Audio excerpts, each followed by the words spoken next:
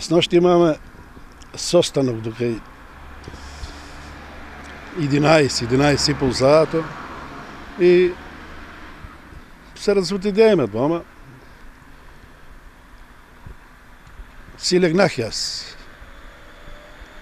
Кај 3 саато, 3:05, чујах доле джангр, стакла се кршат, тоа, но се подадех од џамо.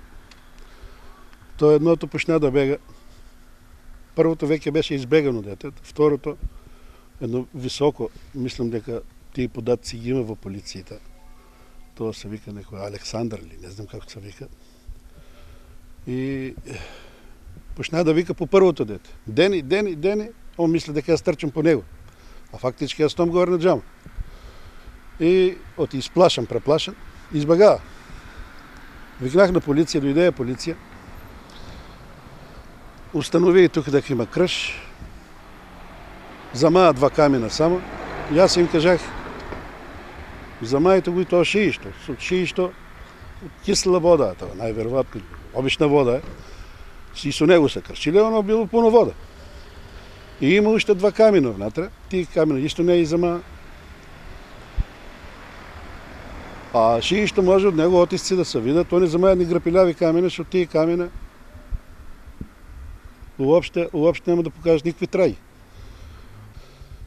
И ништо. Шо се крши тука? Ја викам штабови. Унатре си има состанок таја. Другата сала, викам, пред малку го демолираа за време Нова година.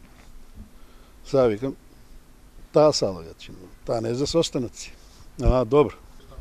Јас ги пријавих тие деца още пред 2 недели. Направи на Малечкиот штаб, направи и тамо злоба една, со крши и џамове, крши и други инвентар. Тие се истите деца. Податоците они ги имат и може да ги открият тие сторителя, ама мислам дека още трагите што се го држале, тоа е шиишто. А они не се кажа шиишто да го земат. Значи и предходно сте имале проблеми? Да. И предходно. Закани некои добивале? Тие се заканите. Чим ти демолират куќата, тие утре други дени бензинки ти фрлят ке запалят куќата. Тие се истите деца. Ајде бе, смрт на тие комунисти, разбираш. Слуша глас. Извикува, ама не знам дали беа они, тие беа група деца исто.